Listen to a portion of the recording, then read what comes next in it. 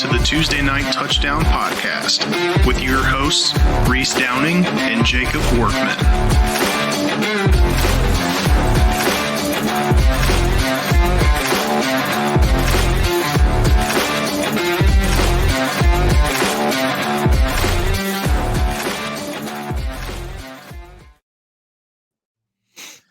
What is up, everyone? Welcome to the Tuesday Night Touchdown Podcast, NCAA edition, Week 10 picks episode. It is a Wednesday night. We had a little activity going on last night. It was Halloween. Reese, what were you for Halloween? What were you over there doing? We actually sat outside waiting for trick-or-treaters, and nobody ever came, so. Yeah. That wasn't a good time. Zero children in our neighborhood. I don't know if that's a good or a bad thing. That might be all right. Yeah, I guess. I mean, we were anticipating at least a couple of them. There's a school bus that goes by, so I thought for sure we'd have a couple kids, but. Well, you should have went out this morning and just thrown candy at the bus. That's what you should have done. I was just throwing candy at cars that were driving by. Like a parade? Yeah, pretty much. I like it. Did you dress up? Not yesterday, no. We went to a Halloween party on Saturday, and I dressed up, but. What were you? A voodoo doctor. Yeah. Complete with face paint and everything. And let me tell you, You look like Papa Shango? Yes, exactly.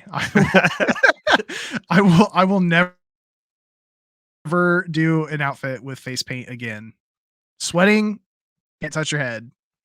Got an itch on your face, too damn bad. It does seem pretty miserable. I don't think I've ever had my face painted ever in my life, but I don't think I ever will either. That sounds like a miserable time. Well, then, I think about, the kids that paint their face during games and, wrestlers like Sting. I don't understand how that man went through 30 years of wrestling and still has his eyeballs. It is crazy because he would always sweat through and it would always be in his eyes. And maybe they have I don't think there can be that special of a paint. It has to just hurt like hell. Yeah. I'm sure. Yeah. I would think it's still not good for your eyes, even if it's non-toxic. So, yeah, probably not. Who needs eyes?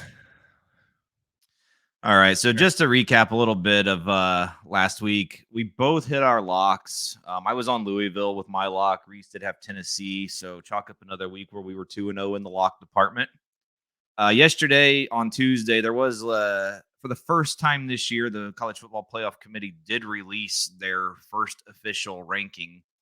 Just so you guys know, on this show, we will still be using the AP poll because of how we record. We will not be live before the new polls come out.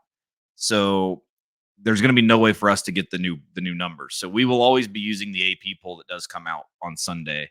So our numbers our rankings are going to be a little different than what you see when you see the college football playoff ranking, but that's the reason why.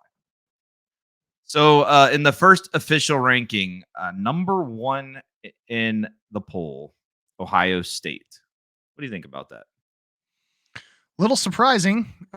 They have a couple really solid wins on their schedule. There's no denying that. And we'll talk a little bit about where I have them now for playoff predictions. But yeah, for them to jump from where were they at they've been sitting at the 4 spot. Well, there was no official one. So I know there's not any official one, I guess. It's still surprising for them to be in the 1 spot. Georgia still hasn't lost a game in, I don't even know how many games at this point.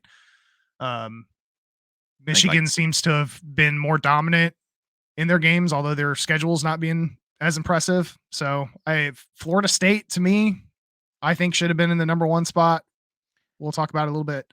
I just don't get on where we're at with the playoff predictions, but I just don't get the committee chair said Florida State's best win was too early in the season. What does that even mean? Yeah, oh, sorry, we played one of the best teams in the nation to start the year and beat them. What? I don't know. Handedly, it's not like I don't. It wasn't even close. Well, it was a decent game, but Florida State took over the second half like they've done almost in every game this year, with the exception of BC. So I don't know. I thought that was a strange comment to make. How can you fault a team for beating a good team early in the season when that team they beat, LSU, is one of the hottest teams in the country right now? It's things that make no sense to me. Don't comment if that's your comment. That was idiotic. Yeah, I don't necessarily disagree with their top 4 teams. I just don't necessarily agree with the way that they're seeded. Yeah, I agree. Well, we're gonna go over our rankings also here in a minute, but I do have the same 4 teams. I just have them all flipped, which is a change because that means I did kick out one of my favorite teams of the year. So, but we'll get going with this. So number 1 was Ohio State. Number 2 is Georgia. No Brock Bowers. They played Florida. Florida's a faulty team. Florida's not good. I mean, they did manhandle them in the cocktail party, but I feel like it was expected. I just don't think. I don't know. Florida's not as good as what they seem to be. Michigan, like you just said, they've dominated pretty much everyone. They also really haven't played anyone, so they should. Number 4 was Florida State, like we just talked about. Huge wins with LSU. Only one non-Power 5 game that they've played. We went over this last week. I just think that what they've done and what they've shown is pretty impressive. And the fact that I don't know. Michigan being ahead of them to me is kind of crazy because we've played a 10-time tougher schedule than Michigan. So I don't know. I see a lot of fault in that, but also the thing with the college football playoff rankings and the committee is they do get together every single week and it changes every week. So I don't know. Maybe we'll see some changes in that soon. Number 5, the first team out of the playoff right now was Washington. Started the season hot as hell. They've been struggling the last few. Well, I won't even say struggling. They've been playing closer games the last few weeks, which, I mean, I don't know. They're still winning. They're still good. They are still playing without Jalen McMillan. Still hasn't been back. Their second best receiver. So, and you take the second best receiver out of that offense. That is a big deal. So, I don't know. I think Jalen McMillan is going to be back for USC this week. So that is a huge deal for them. But again, it's kind of one of those things you keep winning, and this doesn't really matter because there's no, well, for one, we know Ohio State and Michigan play, so one of them is going to have a loss. And then Georgia, Florida State, Washington. Can they all run the table? Yes. Will they all run the table? Probably not. So, Well, and further to Washington's point, the games that have been close have been in conference games. They're Pac-12 games. These teams play each other all the time, so it's yep. not surprising that some of these teams are playing close. Yeah, I don't know. We'll jump into it here in a second. I say, and some of them have became very hot team, like Arizona. Jesus, Arizona's been ridiculous last few weeks. Yeah, that's a team I would not want to play. I would love to see Michigan go play at Arizona right now. See what happens. That's a game that's going to be a lot better than people think it would be. Yeah, I agree. All right, so we are going to get into our rankings now. So you kind of hinted at it. I have a feeling you're not going to have it Ohio State at number 1 since what you said. So who do you have as your current number 1? The Noles. I like it. I've got the Noles sitting here at number 1. Tremendous game against Wake Forest. Demon Deacons are not a great football team, but it was still a road win in conference, and Florida State was in control the entire game and both sides of the ball. That second quarter was really fun to watch with Keon Coleman and Trey Benson going off and Jordan Travis making his case to be in the Heisman discussion. The Noles continue to look like they're improving week over week, which could spell trouble to whichever team ends up getting them in the playoffs. So I've bumped them up to number 1 here. Yeah, and in my opinion, their resume is still the best resume in college football to this date. I don't know. Like I said, I cannot comprehend what that guy said and how you beat LSU the first week of the season. It's not as impactful. Like I don't know. I guarantee if we lost that game, it would be impactful. So oh yeah, see, that's the thing. That if you flip that around, then you suddenly it's a bad loss. Yeah, I don't know. It's ridiculous. So my number 1, I actually have Michigan. I'm going to give them the credit. I had them number 1 last week too. They beat the absolute hell out of Purdue. Or no, they were on bye. I just have them. I have them sticking around at number 1 until I see something that changes my mind.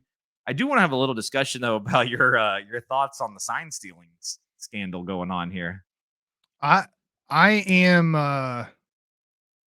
I'm surprised that there hasn't been more movement. I know they're in the middle of doing their investigation and they have to take their time and making sure they uncover all this stuff. Ohio State telling TCU ahead of the national championship game that Michigan is stealing signs. So to change it before the game means that this has been going on for a while. It's been going on for at least over a year. There is no way in hell Harbaugh is not aware of that. Yeah, I don't think so either. There is no way he does not know that's going on. So that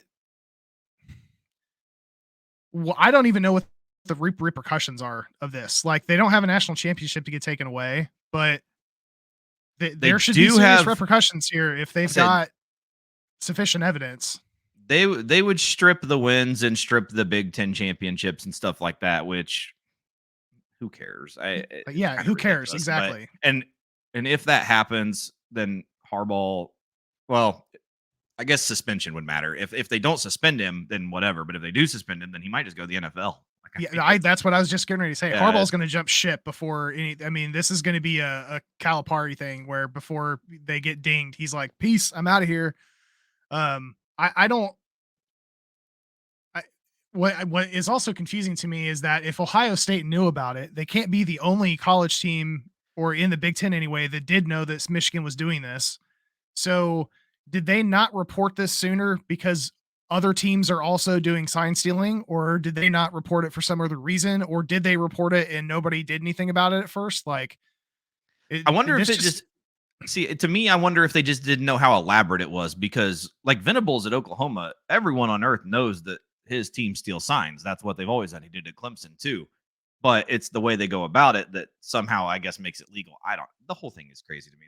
Yeah, it's nuts. But I saw a video today of the dude that's in question for stealing signs was yeah, on the Central Central Michigan Michigan. sidelines. Yeah. Yeah, wearing Central Michigan gear, and then you look back at it, and the head coach there has ties to Michigan. Like, Well, this shit that runs guy's deep, dude. he's a real scum of the earth too. That's Jim McElwain, former Florida head coach that was famous for the. It wasn't really him, but famous for the naked shark picture. That was wonderful, Jim McElwain. I don't know if you Yeah, ever. yeah, So, I know what you're talking about.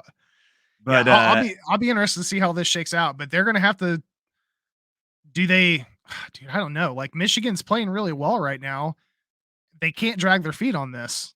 the thing of it is the NCAA takes forever to do anything, so we know nothing's happening this year with it. So I guess the big thing is, what if Michigan goes on a run, wins the national championship? That's where the question really comes in, because really, if not, then it kind of becomes a who cares. Then it's more of what do they do to Harbaugh.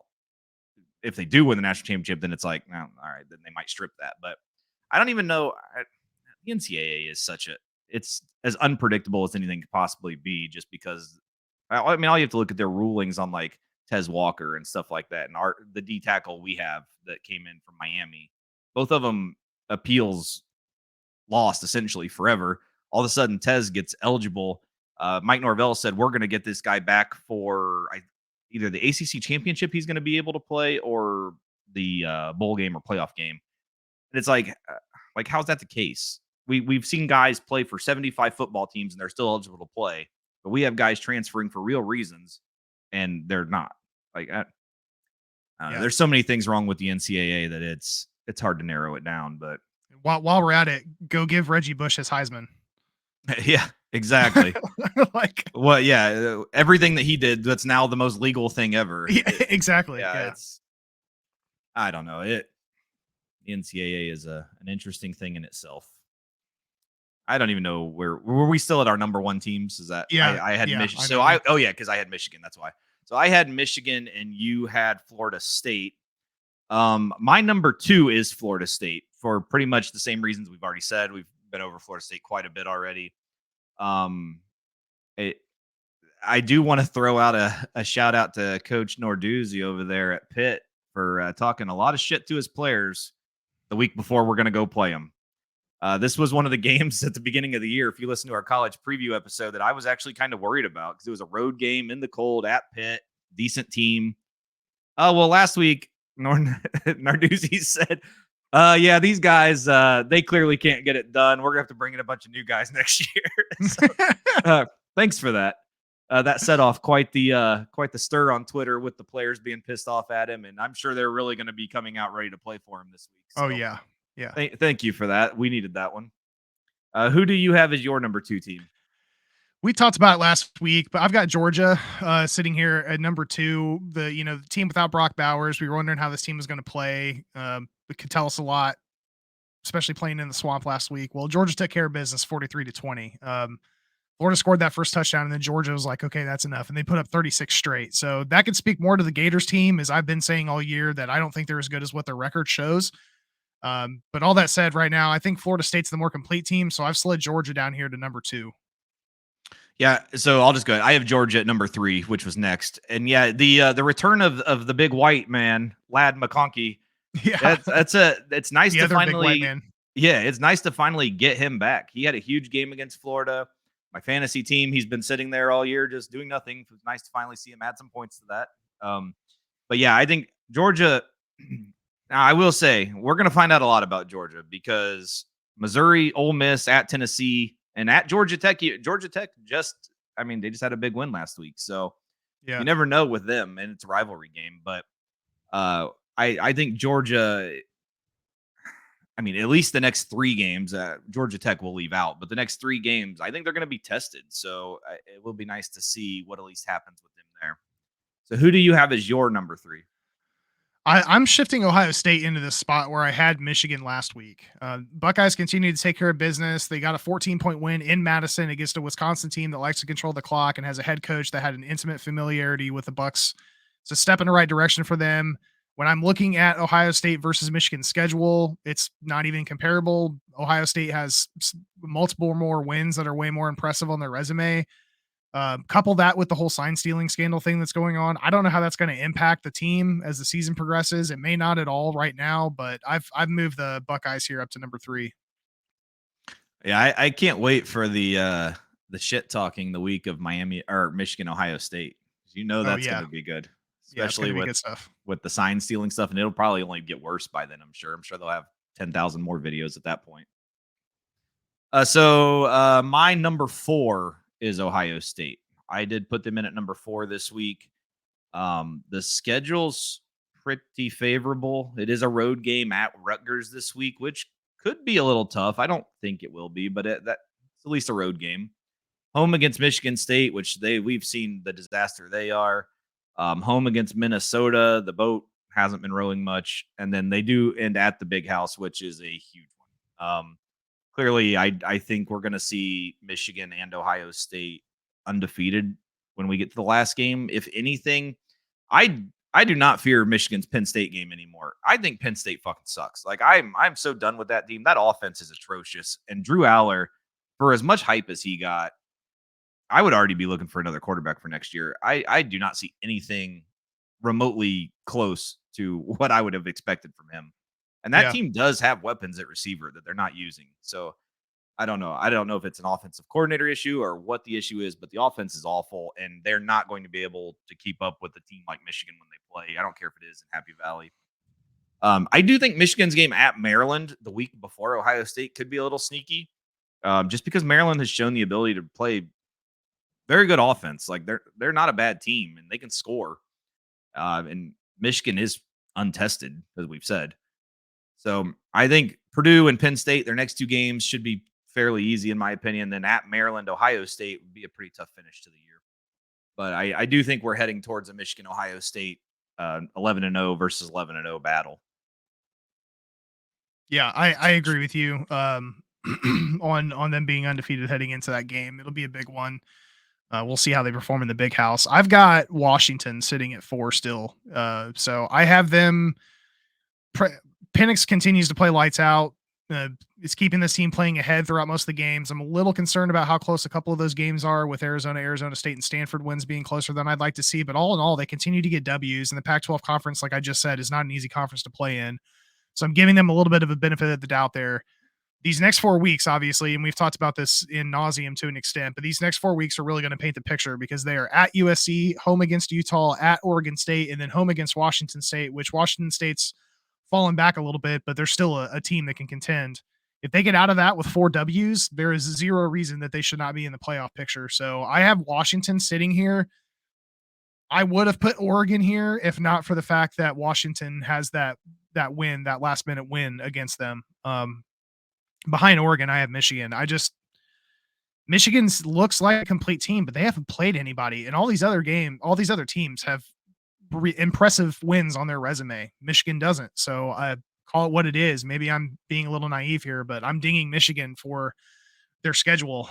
So I've got Washington sitting at the 4 spot. So just to round that back out, I've got Florida State 1, Georgia 2, Ohio State 3, Washington 4, and Oregon is my first team out.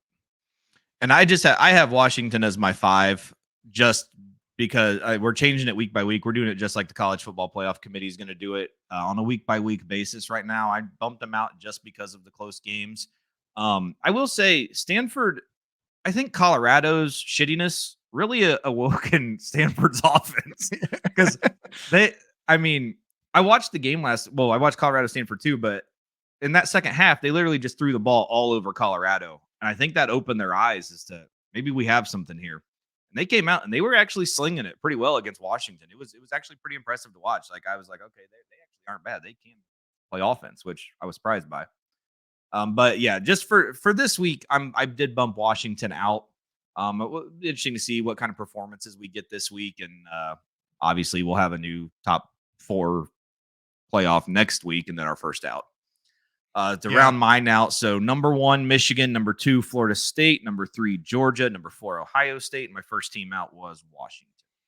And one more thing, just to touch base on Penn State real quick, because I was high on Penn State coming into the year. Like I don't know what's going on there. I don't know if it's an offensive coordinator situation or what, but you have a weapon like Malik McLean on that team who transferred from Florida State. He has 6 receptions this year. It's sickening. It's so sick. I picture our offense. If we had Keon Coleman, Johnny Wilson, and Malik McLean with Jaheim Bell and Trey Benson, my God, like I really hate that Malik left. I get why he left because he saw what was coming in, but it's like that we would be deadly if we had Malik McLean still. Yeah, I don't get it. It's like they're not allowing Drew Aller to try to throw the ball. Like everything seems to be like short mid-yard situation passes. No, I'm with you on that. Watching their offense, it's like they don't even try to throw deep. Like I don't. I mean, I know a couple weeks ago we talked about in that press conference, one of the reporters asked Franklin about it, and he got pissed about it. Yeah, he got pissed. Yeah, maybe you should try it because clearly your offense sucks. Like it's abysmal to watch that offense. Like I don't know. We'll see what happens in the next few weeks, but something's got to change there. All right, so with that, we will get into our Week 10 picks. We are going to be starting with one of those college football playoff teams. It is the number 1 team in the nation in the college football playoff ranking, but number 3 in the AP poll. Ohio State is minus 18.5 at Rutgers noon on CBS. 8-0 Ohio State did defeat Wisconsin 24-10, while 6-2 Rutgers is coming off of a bye. Yeah, I've got Ohio State's been playing pretty well here. They played well against Rutgers. The last 9, they've won by like an average of 42 points, so they shouldn't have any problems with this game. I've got Ohio State here minus the points. Yeah, it's kind of a tough game. I think Rutgers might hang on early, maybe if they can get an early score, maybe. But Rutgers actually did that to Michigan too. I think they went up 7-0 on Michigan, if I remember right. But yeah, I'm with you. Even at Rutgers, I think Ohio State gets enough to cover here. This is one I've been looking forward to. Number 25, Kansas State. It's nice to see them ranked again. At number 7, Texas, minus 4.5 noon on Fox. 6-2 Kansas State did beat Houston 41-0 last week, while 7-1 Texas beat the wonderful BYU team 35-6. What are your thoughts on that one? Good way to keep that PG. This is a big game. Tight game last year, but Kansas State's been rolling the past couple of weeks. I think the decider here is going to be how Malik Murphy can play late in the game. I'm going to roll the dice here and call for an upset. I'm going to take K-State here plus the points, if not for an outright win. Yeah, I think it's an outright win. Texas has got to have better quarterback play if they're going to come out and win. I didn't think Murphy was that impressive, to be honest, against BYU last week. And they've basically said I know Arch did get first team reps, but I don't think Arch is playing at all. So I'm not worried about him. I've talked about him all year, and even in the previews before the season started, Kansas State's been one of those teams that I've loved all year. And this is a game that I've had circled all year as one that I can't wait for. And I think Kansas State, with a win here, even kind of opens their door to the Big 12 championship. So I think this is huge, and I would I am going for the upset also. I mean, obviously, I'm taking the plus 4.5, but I think this is an outright win. I think Kansas State gets the win. Texas A&M on the road at number 11, Ole Miss, -3, noon ESPN. 5-3, Texas A&M beat South Carolina 30-17, while 7-1 Ole Miss defeated Vandy 33-7. Yeah, this game, I'm a little surprised by the spread, to be honest. The Rebels have looked really good as of late since that loss in Tuscaloosa. I'm rolling with Team Kiffin here, -3. I regret this. I'm taking Texas A&M. I think that I think again, like I've said before in some A&M games, I think their defensive line and their offensive line are just better. I think their defense is enough that they can slow down Ole Miss's offense, and I think that they can. I think they actually might outright win this game too. But I'll take the points. Number 12, Notre Dame -3 at Clemson, noon ABC. 7-2, Notre Dame killed Pitt 58-7. While the little whiny bitch Dabo and the 4-4 Tigers lost to NC State 24-17. What are your thoughts on this one? Did you see his press conference, by the way? I did not. He had a call-in show, and Tyler from Spartanburg decided to ask him why he thought he deserved that much money to coach a 4-4 team. And I gotta look this up. Yeah, you should, because he didn't take too kindly of it. He showed. I don't believe he would. Yeah, I can't. God, I hate that guy. There is not a more punchable person in America than that idiot. I hate him. Like, absolutely hate him. Agree to disagree there, but we won't get into that. Another spread I'm a little surprised about here. Clemson's struggling to put points up on the board. They're also struggling to protect the ball. Playing in Death Valley makes this a little more interesting, but I'm taking the Irish here minus the points. Yeah, I'm on Notre Dame too. It's a noon game. Clemson's 4-4. Their fans are not going to be the same fans that they have been the last few years. They've already lost one home game. Who was that to? Oh, yeah, the team that doesn't have any impressive wins. So I'm big on Notre Dame in this one, actually. I don't think this game's close. I think Notre Dame actually beats. I'm not. Well, we'll get to the locks later. I won't spoil it too much. But if this is almost like just did. That's it. This is almost like if Carter was with us. We know what he was going to pick, and this is an obvious one for me. I think I don't see how Clemson contends in this game at all. I'm going to be really pissed off if he didn't ship you that helmet to put on at the end of the show. Stay tuned. Maybe a surprise. UConn at number 19, Tennessee, -35.5, noon, SEC Network. 1-7 UConn lost to BC 21-14, while 6-2 Tennessee beat Kentucky 33-27. Yeah, this is a little bit of a rich spread for me. Should be a smooth game for the Vols, but UConn's been playing well against the spread this year. So I'm going to take UConn plus the 34.5. It is a lot of points. I just taking Tennessee, just expecting maybe like a 42-0 shutout. That's how I narrowed this one down. So I'm just hoping for a shutout and that they cover. Oh, so this is up to 35.5. I have 35.5. So it's bumped up a point. Yeah, it even went up. Yeah. They want that extra in case 7 touchdowns doesn't cover. Yeah. So where are we at here? Arizona State going on the road at number 18, Utah, -11.5, 2:00 on the Pac-12 network. 2-6, Arizona State defeated Washington State 38-27, while 6-2 Utah had a rare home loss. They lost to Oregon 35-6. Yeah, my Ducks team there performed lights out after all that pomp and circumstance and Pat McAfee show showing up and Alex Smith and all this shit talking, and then they put up 6. So bounce back game after an embarrassing home loss at the hands of the Ducks last week. But I think Utah gets back to good on this one. So I'll take Utes here minus the points. Yeah, I mean, I've talked about it a little bit. I really like what Kenny Dillingham's been doing with Arizona State. I can see the progression there. The team is getting better. The other thing I want to say is we've also talked all year about how Utah's offense is definitely not the same without Cam Rising. And last week it finally showed. That did not look like a Utah home game. That looked awful. Their offense was horrendous. Eventually, we knew Cam Rising being out was going to catch up to him. If I had to guess, he probably went as Wayne from Wayne's World for Halloween because he looks just like him. but I just don't get Utah's offense. Nate Johnson, the running quarterback that I talked about earlier in the year, he actually was having success moving the ball because he can actually at least run. But I don't know. Utah's offense is a mystery to me at this point. But I do think that I'm going to give them the benefit of the doubt here and that they cover in this one. So I will take Utah. Army on the road at number 17, Air Force, minus 18.5, 230 on CBS Sports Network. 2-6 Army lost to UMass, 21-14. Shout out to the Big Red Man. While 8-0 Air Force beat Colorado State 30-13.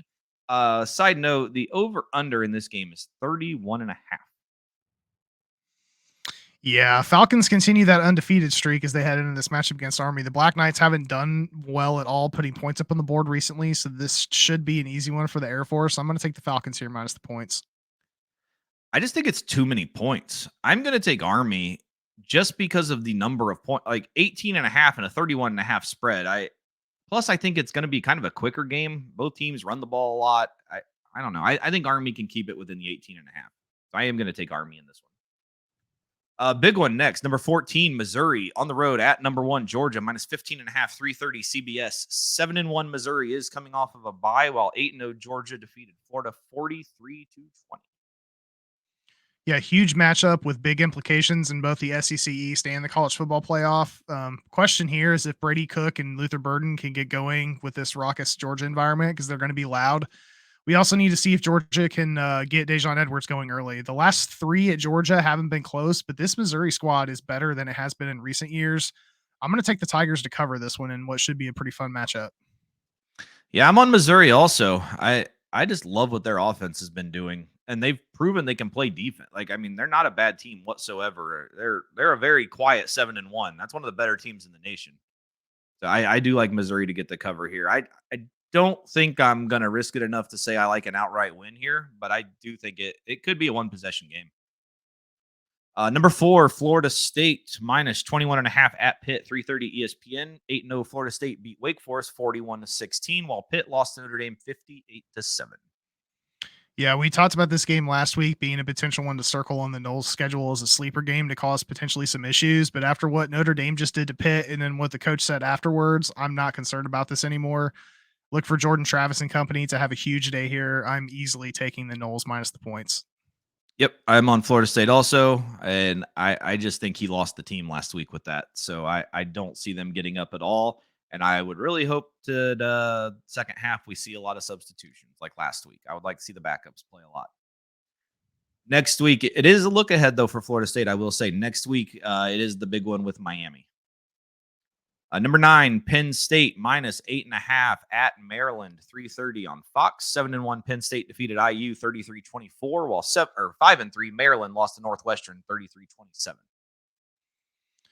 Yeah, Penn State seems to be sliding a bit here these past couple weeks. They got the win last week, but they let IU put 24 up in Happy Valley, which is a little concerning. The offense has been a little bit concerning the past couple weeks, but the defense hasn't. So that's a little eye-opening. I'm going to roll with the Nittany Lions here, minus the points, in what's hopefully a tune-up game for them when they host the Wolverines at home next week. Yeah, with it, the spread was originally, I think, 11.5. It's dropped down to 8.5. So Vegas is thinking something's going to be closer. Yeah, I'm on Maryland. Any team that can play offense, I'm probably going to take the cover against Penn State. And Maryland's offense is very good, and I have no respect for Penn State's offense at all. And with it being a road game, I think that's going to make it even tougher for them. I do like Maryland to get the cover here, and an outright win here would not surprise me at all. I don't know. I'm really down on Penn State after what I've seen the last few weeks. Number 10, Oklahoma, minus 5.5 at Oklahoma State, 330 ABC. 7-1 Oklahoma lost to Kansas 38-33, while 6-2 Oklahoma State killed Cincinnati 45-13. This is the final bedlam. What are your thoughts on this? Yeah. Sooners team keeps cooling off after starting off hot at the beginning of the year. First, that UCF game where the refs basically handed them the win. Then the loss in Lawrence to the Jayhawks, and now they're traveling to Stillwater. And like what you said, is the final bedlam matchup in the foreseeable future here in Ben Pickens. I think this game is going to be close at the end. It's dropped from 6.5 to 5.5 over the course of this week. I'm going to take the Cowboys here at home plus the points. Yeah, I was going to say, if there is a money line bet to make this week, take Oklahoma State, outright win, money line. I think there is no way that Gundy lets them lose this game. He hates Oklahoma, first of all. And with all the shit they've pulled leaving the conference, really screwing a lot of the teams in there, he has hated them and he's talked about it. And I think if there's one thing he wants to do, it's to beat Oklahoma. And Oklahoma State has the last couple of weeks, they've really turned on their running game. It's been impressive. So and judging by what just Kansas just did to Oklahoma, I think that I really like Oklahoma State this week. I think that's a huge money line underdog favorite there. Va Tech going on the road to number 15 Louisville -9.5, 3:30 on the ACC network. 4-4 Va Tech beat Syracuse 38-10, while 7-1 Louisville defeated Duke 23-0. Yeah, Kyron Jones has looked good the past few weeks, so this could get interesting for Louisville. But I'm going to take Louisville at home here to cover as they look to progress towards an ACC championship game. Yep, I am with you on that. I've got Louisville to get the cover also. Va Tech has actually been improving the last few weeks. I will say that. They've been a little better than I thought they were going to be, but I think Louisville's too much at home for them. Number 21, Tulane, -17.5 at East Carolina, 3:30 on ESPNU. 7-1 Tulane beat Rice 30-28, while 1-7 East Carolina lost to the Roadrunners of UTSA 41-27.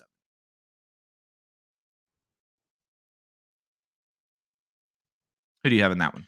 Yeah, slight concern with this game is Tulane's. Yeah, slight concern with this game is Tulane's won their last 4 by 12 or less, and they have not covered a spread when favored by double digits this year. The Pirates are on a 4-game skid, though, and Michael Pratt and Mekhi Hughes can get rolling early here, so I'll go with the Green Wave minus the points. Yep, I am on Tulane also. East Carolina's just really been struggling this year. I like what Tulane's done.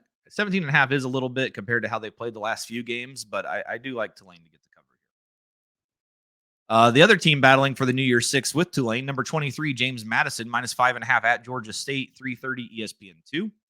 8-0, James Madison defeated Old Dominion 30-27, while 6-2, Georgia State lost to Georgia Southern 44-27. Yeah, Jordan McLeod's been playing really well, especially on the road. The Dukes are also 4-1 against the spread when they're favored by single digits, so I'll take JMU here minus the points.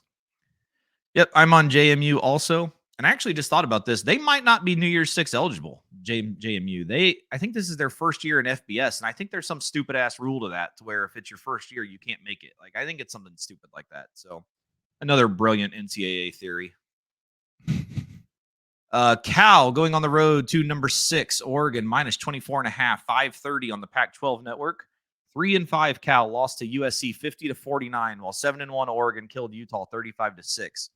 And that Cal USC game last week was incredible. I watched all of it. They went for 2 to try to get the win at the end. There was no defense being played whatsoever in that game, but it was fun to watch. Cal's been putting up some points this year.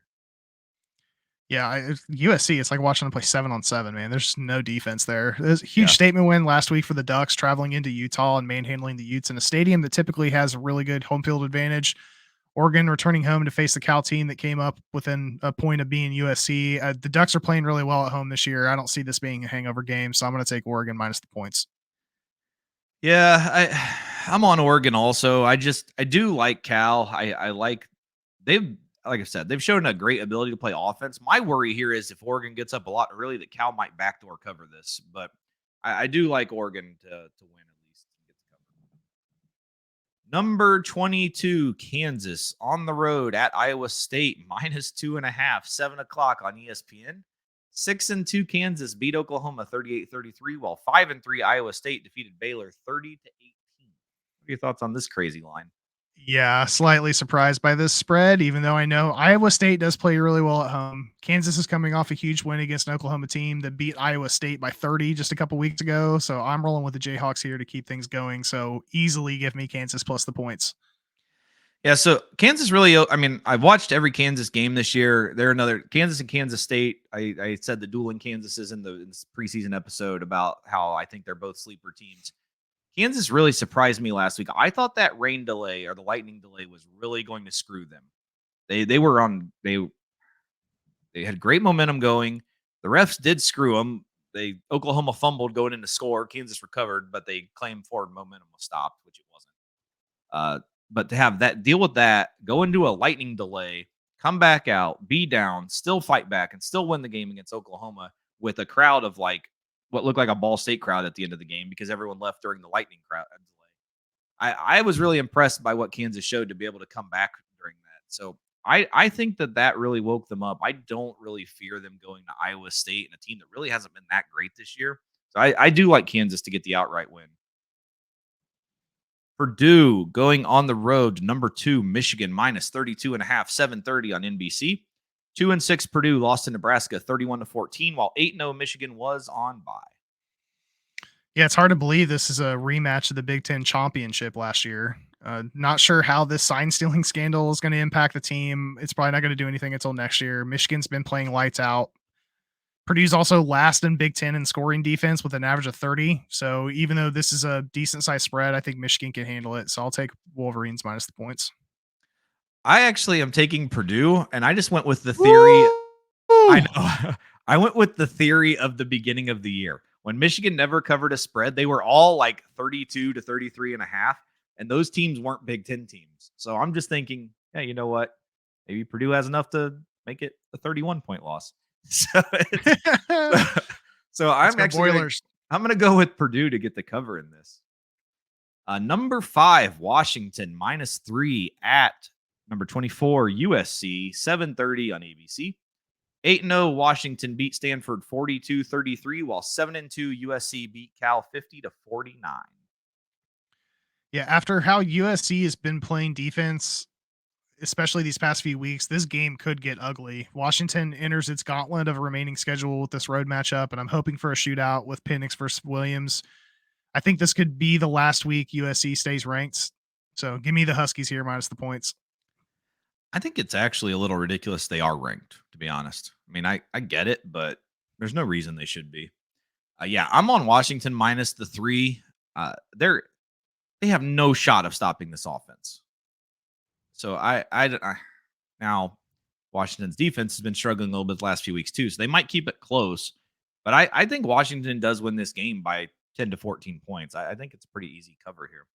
But while you said that, I'll go over Washington's remaining. So after the USC game, it's a home game with Utah. Huge, it's at home, and we just talked about Utah's offense has been really struggling.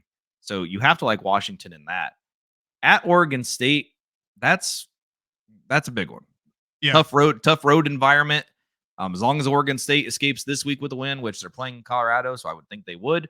That sets up for a huge game there. And then ending it with Washington State, the Apple Cup, which might be the last Apple Cup also, which is a disgrace. There's no reason that game should end. But with it being a home game, you kind of have to like Washington there too. So really, if they can get through this and get through Oregon State, I think we're probably looking at the rematch with Oregon in the Pac-12 championship at 12-0, which that's a huge game. And it's really unfortunate because if they were to lose that game, they're going to be out. Like, I don't know. I don't know.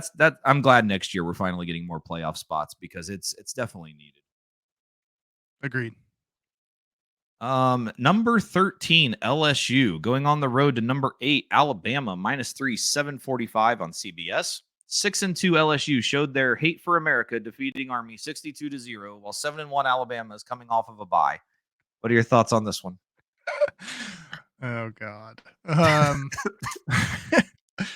Can Saban's Tide slow down the FBS leader in total offense and Jaden Daniels? That's the question. LSU ended Bama's playoff hopes last year, so this is definitely set up for a revenge game for Bama. I think the difference here is going to be the injury bug on LSU's end. On Monday, Brian Kelly has already rolled out Mekhi Wingo, Zy Alexander, Denver Harris, and Deuce Chestnut for the game. Bama, if they play correctly, how Saban knows how to coach, should be able to exploit those weaknesses on the ground through Milroe and company. So I'm going to take Bama here minus the points. Yeah, this is a good game. I'm very excited for this game. I think I'm taking LSU. I just think that their offense is too much. Bama still really hasn't shown that edge yet to where you're like, okay, this is Bama. So I've seen enough of LSU the last few weeks and to start the year. Apparently that game didn't matter, but I've seen enough with them to see how good they really are. I think Daniels, in my opinion, I think I would give the Heisman to Daniels, to be honest, the LSU quarterback right now. He's been that impressive and he's very good. I like LSU to cover and get the outright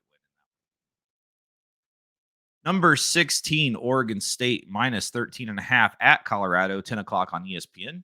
6-2 Oregon State lost to Arizona 27-24, while 4-4 Colorado lost to UCLA 28-16. You got this one. Oregon State coming off that bad loss at Arizona. It should be fun to watch Big Cinco face off against Shedeur Sanders. Colorado is top 10 in turnover margin so far this year, and I think that keeps this game close enough. So I'm going to take Colorado here plus the points at home. Yeah, I like it being under 14.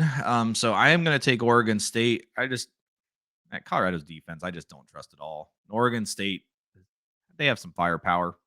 I'm interested in the weather in that game, though. I know last week there was a lot of snow in that area, so I don't know what it's going to look like, but that might be something to keep an eye on when it comes to the spread.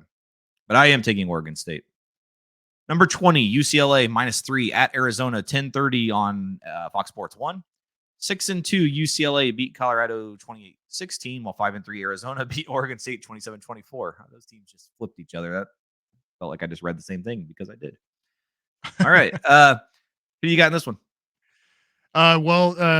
First of all, weather report here. It looks like there is a predicted nighttime high of 43 degrees during the game, and there is an 8% chance of rain. So it doesn't look like it's going to be too bad. A little windy, wind gusts up to 11, but the weather should be good in the Colorado game. UCLA, Arizona, interesting matchup here. We talked about this at the top of the hour. Arizona won last year, or they've covered their last 4 as underdogs, and both of UCLA's losses this year have been on the road at Stanford and San Diego State earlier in the year. Arizona has also been playing really well, taking USC to overtime, handing a huge loss to Washington State, and beating a ranked Oregon State team last week. UCLA is tough, but I'm going to keep the Wildcat momentum here and take Zona at home plus the points. Yeah, I'm on Arizona also. I don't know if Jaden Delora's back, and I think we said it last week. It doesn't matter. Fafita has been so good. I don't know what they're going to do, to be honest, when Delora is healthy, because I don't know if you can pull him right now. Be an interesting thing to kind of watch play out. But yeah, I'm on Arizona here. I just back at home. I like what they've been doing in the last few weeks. They're one of the hotter teams in America, so I do like Arizona here. So that will wrap up the top 25 picks. We'll now be getting into the wonderful Muncie 6-pack.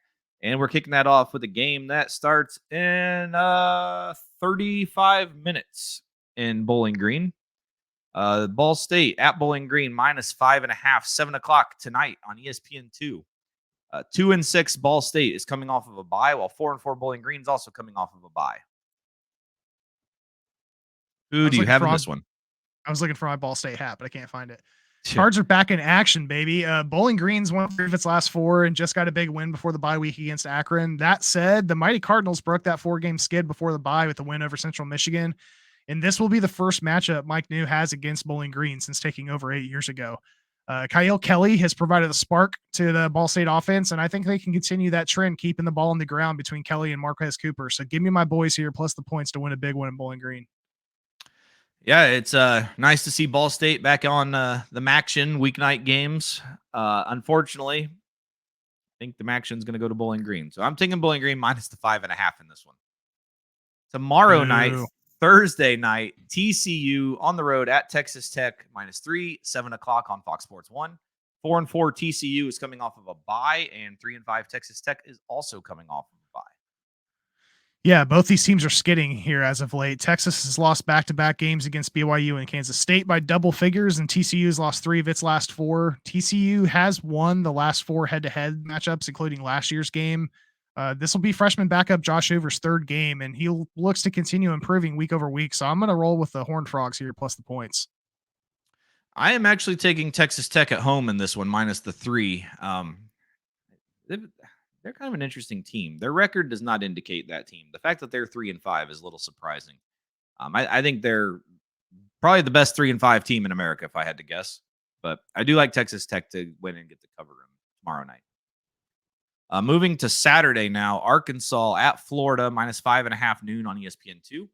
2-6 Arkansas is coming off of a bye and also a 6-game losing streak, while 5-3 Florida lost to Georgia 43-20. Yeah, Gators looking to bounce back here. Arkansas is not as formidable as opponent, so look for the Gators to get right here at home. I'll take Florida minus the points. Yeah, kind of a terrible noon game. I like Florida to get the cover at home. Arkansas just hasn't shown me anything at all this year. I've even heard talk of Pittman getting fired, which It kind of sucks. I do like him, but they've done literally nothing this year. So you do kind of have to expect Florida to get the win and the cover here. If Arkansas somehow sneaks this one out, Florida might be way worse than I thought also.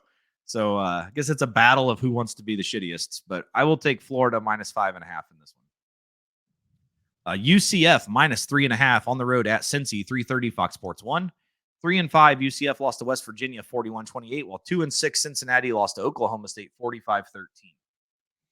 Yeah, this game's become a bit of a rivalry, and the series is tied 4-4. Bearcats have won 3 of the last 4, but UCF took last year's game in Orlando. Both teams are on a significant losing streak, so this one's a little bit hard to predict, but I'm going to go with UCF here minus the points. If I remember right, I think this is a battle for whoever wins this game. I think it'll be their first Big 12 win. I don't think either one of them have a Big 12 win yet. That's right. Yep. So I've seen enough of Cincy. I'm done with them. They do not look like they're horrendous, to be honest. I know UCF's going to be traveling. It might be a colder environment, but I like UCF to get the cover here. I don't know. I'm really down on Cincinnati this year.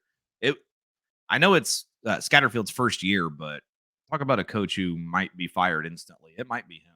It's been pretty ugly there. La Tech on the road at Liberty -16.5, 6 o'clock on the CBS Sports Network.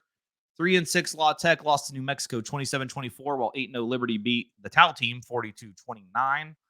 We really haven't talked much about Liberty this year, but they are one of the few undefeateds left. What do you think of this?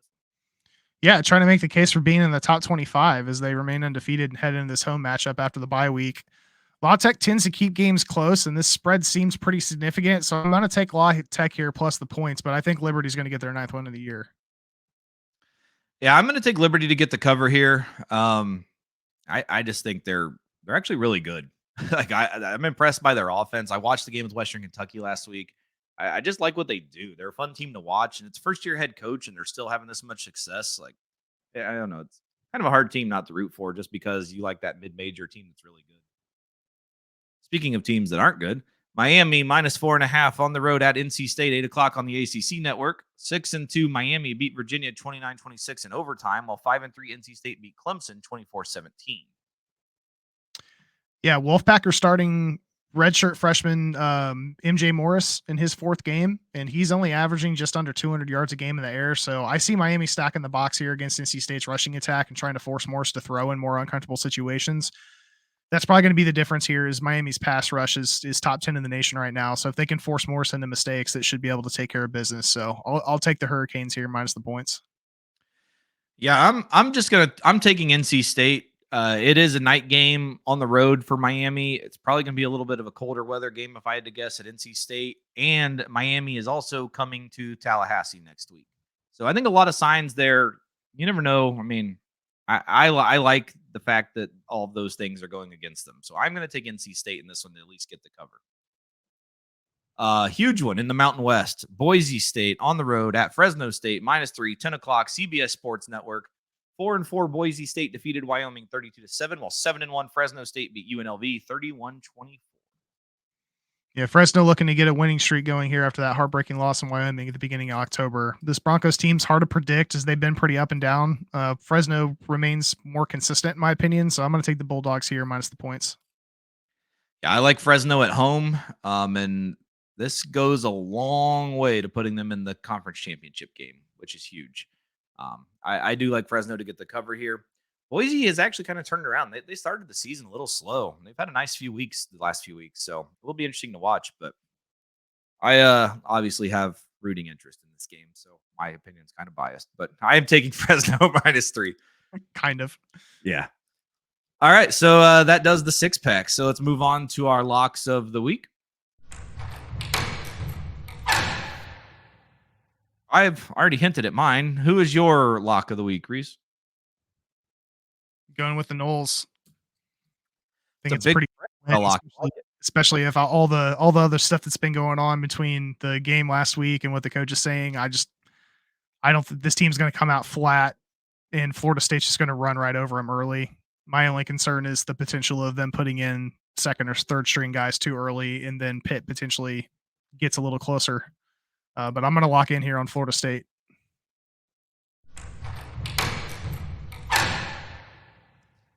All right, and I hinted earlier. I really debated between two games. The other one I really debated. I really wanted to lock LSU. I still think LSU wins against Bama. I don't know. I really like what they've been doing recently. But I did stick to Notre Dame -3 at Clemson. I do not think this is a close game. I would love to watch Dabo crying on the sidelines during this game. And maybe Tyler from Spartanburg will even be there. Maybe he'll punch him in person. That'd be even better. But I am on Notre Dame -3 for my lock. Shout out Carter. I don't have a helmet, but Boo. we're still watching in our heads the last time you did it. So we're all pulling for your Irish this week, Carter. A little announcement before we get out of here for this episode. A few weeks ago, we did an interview with Delta High School football coach Chris Overholt. So they had the sectional semifinal last week. They did have a 24-21 win against Yorktown, which is the rival for them. It was also Coach Overholt's 50th win at Delta, which is huge. Nice milestone win. This week, they are going to be playing for a sectional championship against Garrett. We do want to throw a little shout out to senior running back Caden Bond. An absolute badass performance last week. 16 carries, 174 yards, 2 touchdowns. And you got to love, he plays with some swag on the field, and I love it. I love watching. You can just tell that there's some talk going on out there. I like watching him. He's my kind of player. We did reach out to Coach Overholt just for some thoughts on the win and the matchup versus Garrett. He did give us a quote back, so we'll read that real quick for you. He said it was a huge win for us last week. They beat a very well-coached team in the tournament, bragging rights for 365 days. Garrett is a gritty team, heavy run and ball control offense, very athletic quarterback that is also a good runner in play action. Their defense is young but aggressive. It's been a great week of practice. Got to practice in the snow yesterday. We don't deal with that here. That was not part of his quote. No, that's why we left. Yeah, we left that town because of that. Yeah. All right, back into the quote. Always a big deal to play football in November. Should be a physical matchup on Friday. Field conditions will be sloppy. Also love introducing our culture to teams for the first time. This will be the first matchup ever for Delta versus Garrett. Obviously, we're big fans of our friend Coach Overholt, and we will be rooting for Delta Friday night. I'm guessing since he said sloppy field conditions, it's at Garrett because Delta has field turf. So we do wish them luck up there in Garrett and bring home the sectional championship for I think it'd be the first time. I don't even know the last time Delta won a little bit. But we're rooting for them and Coach Overholt. That's right. Reese, Go Eagles. You got anything else for the NCAA this week? No, I don't think so, man. It should be a really fun week. We've been looking forward to this week for a while. November's got a ton of really, really good games. So I'm glad that we're finally here. It sucks because we're getting towards the end of the college football season pretty rapidly. But the good thing is that there's a lot of really good football games coming up over the course of the next month. So hoping for a good week for everybody. Yeah, after this week, I think most teams just have 3 games left, with the exception of probably like Army and Navy. Well, in the conference championships, but 3 regular season games left. All right, for Reese Downing, I'm Jacob Workman. This was the Tuesday Night Touchdown Podcast NCAA edition, week 10 picks episode. Was a day late coming out on Wednesday because of Halloween. If you want a recap of Reese's Halloween costume, make sure you go back and listen to the beginning. It was wonderful, Papa Shango. So for everyone, good luck with the picks this week. We will be back next week. So have a good one. We will see you. Go Noles. Cheers, guys. Good luck.